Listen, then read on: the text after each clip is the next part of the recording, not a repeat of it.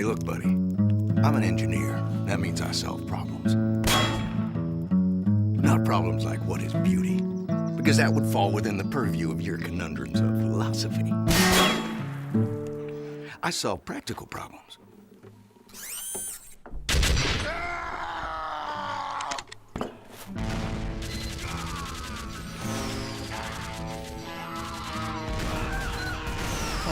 Okay. What is the value of Valve?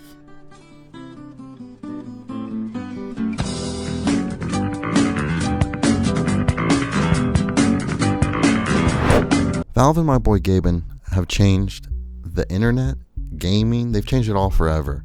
It's hard to explain the scope of the things that they do. When you take a competitive first-person shooter, people are instantly going to compare it to Counter-Strike. And Counter-Strike came out forever ago. A class-based shooter, Overwatch, comes out, people compare it to Team Fortress. You got a zany puzzle game? Oh, well, that's like Portal. I feel awful about that surprise. Tell you what, let's give your parents a call right now. To those parents you are trying to reach, do not love you. Please hang up. Oh, that's sad. A narrative-driven, story-based game, Half-Life. It's all this kind of crazy stuff that they're able to wedge themselves into any kind of gaming niche and then just execute and create a great product that keeps people coming back and coming back. Dota, esports, changed the game, created MOBAs. Even though it was a mod, they still did that. International this year had $34 million in 2019. That's a shit ton of fucking money. You got competitive esports, Counter-Strike. That's a great example. Let's talk about the matching. Well, okay, so this is for, you have sore forearms, I'm assuming from gaming too much? I love This is some quality TV. We're just making. I just headbutted the laptop. Ow! Oh, right. What a gamer move. Back to you, Jack. Team Fortress was not a competitive game, but it still had its scene, and it still uses a staple for all the class-based shooters. It is crazy how they're willing to go into a genre they've never touched before, define it, and then define it forever. And I think a lot of the tools of their success is the Source engine, and the way that they were able to take this one platform and this one tool and branch it off into all these different games that would just change it all. The Source engine is fucking wacky, dude. All the shit that spawned for it in the age of the video games and the things that it did for content and video game content and community made content is fucking crazy. Overwatch never scratched the same itch for me that TF2 did. I've been playing a lot of Valorant recently, and I know it's a Counter-Strike clone, but it still doesn't scratch that itch. I have 1,300 hours in TF2 and over 400 in Counter-Strike and countless others in their various other games. There's something about the Source engine and the Valve and the way that they created games in that one period of time between 2004 and 2015 that just drew me in, and it can't be replicated. I've never seen another company do anything else that is just able to do the things that Valve was able to do. And it was just something about the games that Valve is able to create that's just so consistently crazy. And I think that's because it's the Source engine, and the fact that the Source engine just feels really, really good. The Source engine...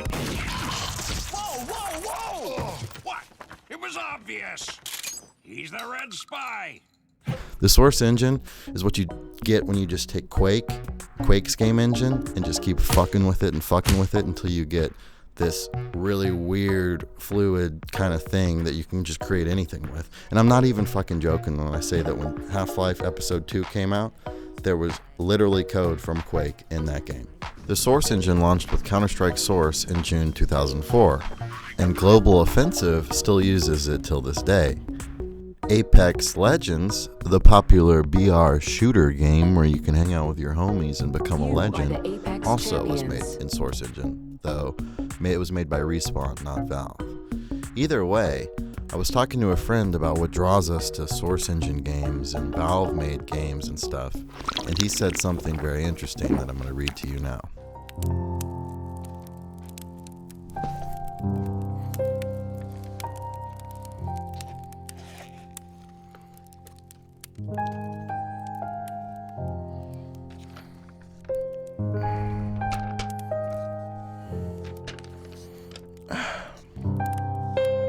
Valve makes bangers. I wasn't there at the beginning, but the Orange Box originally came out as sort of an anthology. but every single game in there was a banger.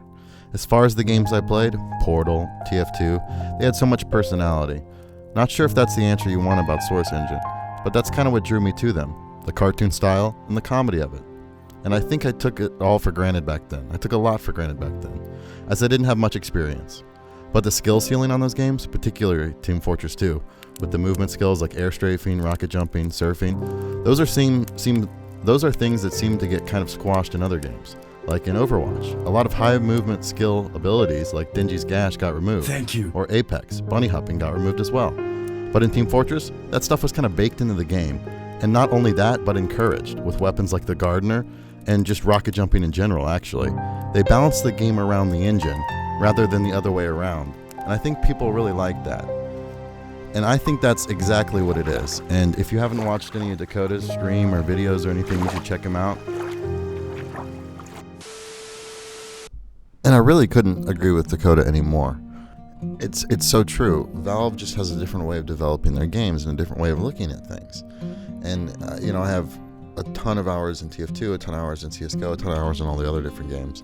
And there's just something about the Source engine that always just felt good to me. I think one of the reasons Source translates so well to smooth feeling movement and gameplay is because all the movement in the game is physics-based. So unlike a lot of different video games, if I walk forward and then I stop, I don't instantly stop.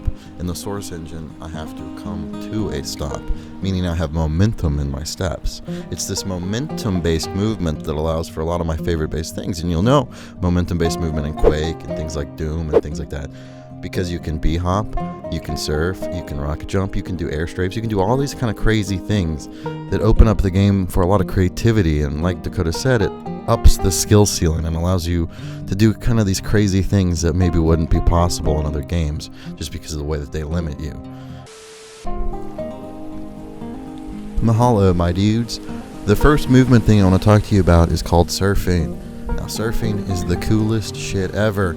Valve, unlike a lot of different games, allowed for a lot of community servers, meaning that people could just make their own servers, do whatever they want, script their own thing. They even released the Source developer kit to allow people to give them the tools to do these kind of things. One of the things that people found in these games was that you could gain momentum, like I said, by sliding off of sloped surfaces, and they called it surfing.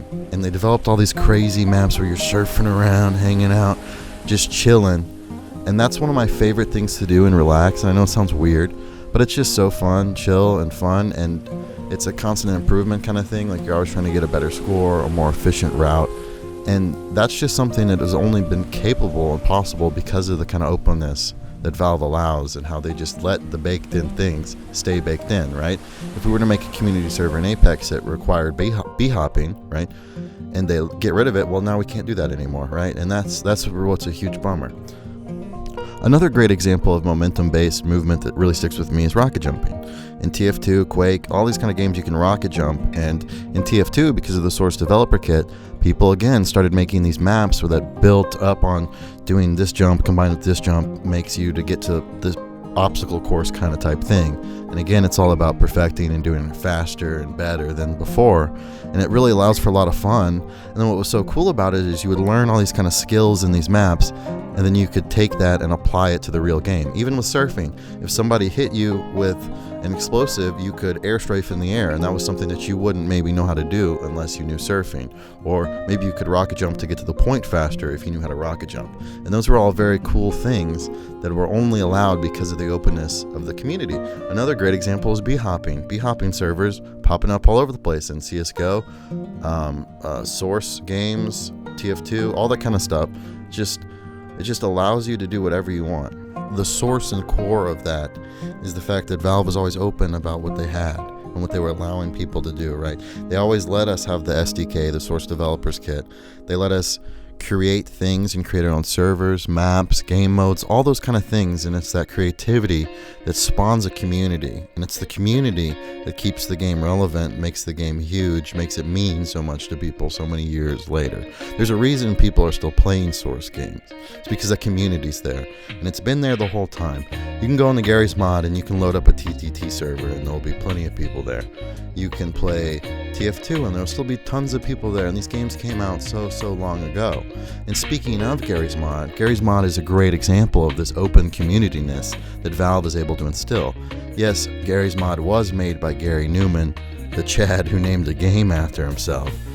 But what it really is a sandbox game that was basically just another toolkit for us to use. We could use SDK and Gary's Mod, and we came up, not me, I didn't do anything, but the community came up with all these kind of crazy game modes. Like, you want to play hide and go seek as a plant? Boom, we got you. Prop hunt. Hate plants? Do you hate plants?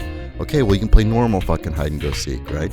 There's all these kind of things. Trouble in Terrace Town is a fucking incredible game mode that has all this crazy stuff. Let me read you an excerpt from Trouble in Terrace Town's page. Hey, I'm here to talk to you about Trouble in Terrace Town, or TTT. If you do not know what TTT is, it's a game mode where all you and your terrorist homeboys are hanging out doing cool terrorist shit.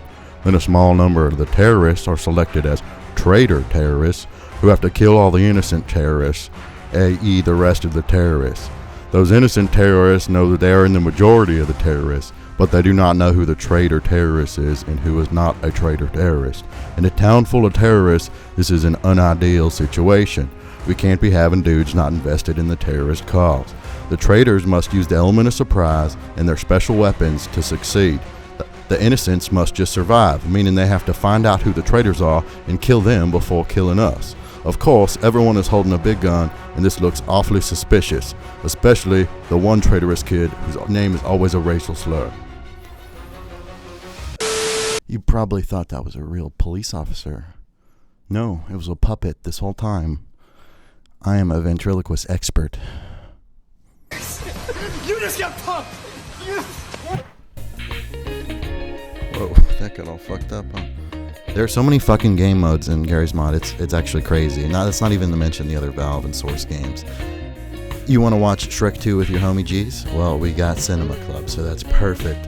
Want to see if you can build a faster sled than your French opponents? Well, we got sled builds, so let's see who's faster. Want to murder somebody? We got that. Want to be a terrorist? We've already gotten to that, but it's pretty cool. You want to pretend to be a congressman? Well, there's a server for that. You want to be fucking Harry Potter? Yes. Well, we got you, bud. We flew the broomy, instead of a 747, into these buildings to show the muggles not to fuck with us. But then they thought it was some guys out in the desert. I don't know where the fuck they got that from, but... I'm learning so much.